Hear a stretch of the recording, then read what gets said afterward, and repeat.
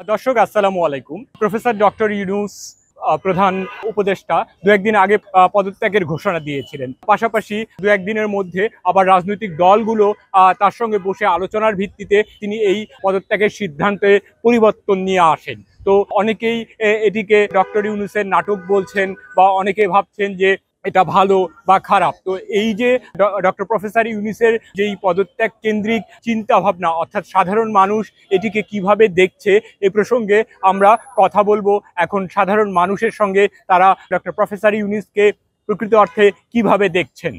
ইউনূস স্যারের পদত্যাগ বিষয়টা কোনো নাটক বা কোনো কিছু না। উনি কি নাটক করতে বাংলাদেশে আসছে?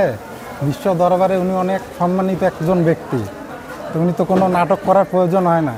আমাদের বাঙালি জাতির জন্য সৌভাগ্য যে উনি আমাদের বাংলাদেশে এসে দেশ পরিচালনা করছেন। উনি আমাদের দেশের একজন সম্মানিত ব্যক্তি, আমাদের দেশের গৌরব। কোনো ব্যক্তিগত বা রাজনীতি ব্যক্তি উনি না, উনি হলো দেশের জন্য দেশের সম্পদ উনি। আমরা তো এখন সব কিছু বাজার নিয়ন্ত্রণে আছে, কোনো সিন্ডিকেট নাই।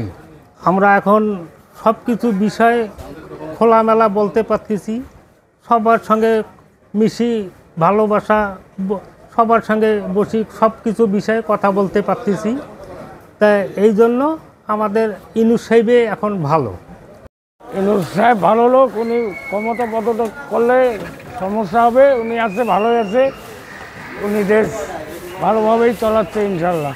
চালক, আমরা চাই উনি চালক, নির্বাচন না হওয়া পর্যন্ত উনি চালক। নির্বাচন এবং সংস্কার ছাড়া উনি যদি পদত্যাগ করতেন তাহলে বাংলাদেশ অনেকটা অভিভাবক শূন্যের মতো হয়ে যেত।